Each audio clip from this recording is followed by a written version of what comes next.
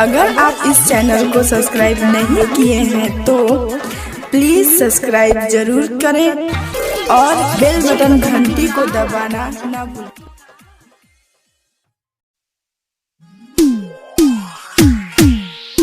अखन अहाँ सब सुन रहल छी मदनेसर स्थान मदना से दुल्हन म्यूजिक की शानदार प्रस्तुति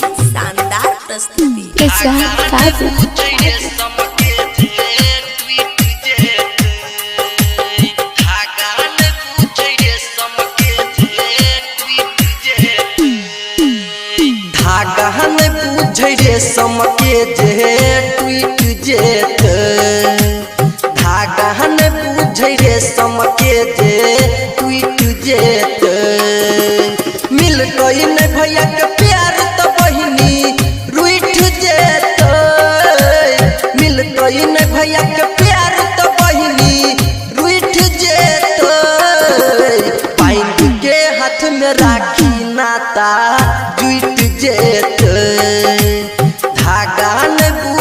समके जे ट्वीट जेत धागा न बुझै रे समके जे ट्वीट जेत लक्ष्मी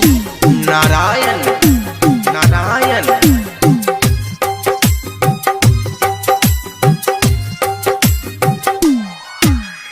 भाई बहिनक प्रेम कहानी एही दुनिया में अनोखा छे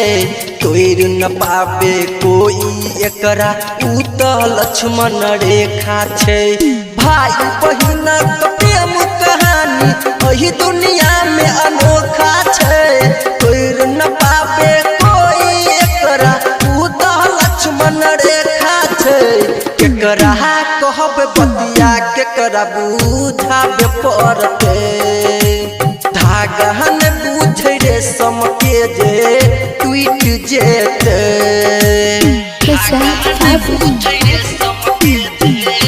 अहाँ सब सुन रहल छी मदनेसर स्थान मदना से दुल्हन म्यूजिक की शानदार प्रस्तुति बहिनी अपना भाई खातिर दै छै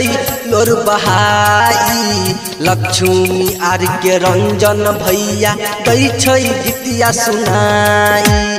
बहिनी अपना भाई खातिर दै छै लोर बहाई लक्ष्मी आर के रंजन भैया दै छै गीतिया सुनाई बहिन के हाथ में राखी नाता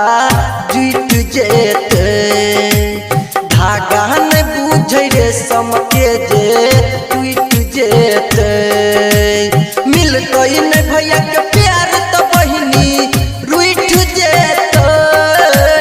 मिल गई न भैया के प्यार त बहिनी रूठ जेत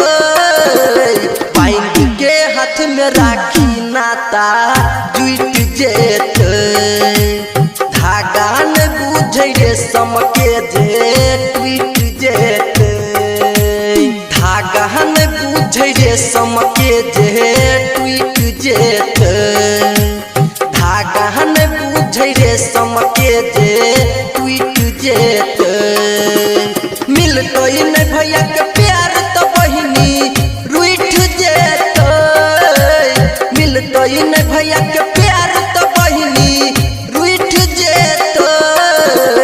बांध के हाथ में राखी नाता जुट जेत धागा न बुझै रे समके जे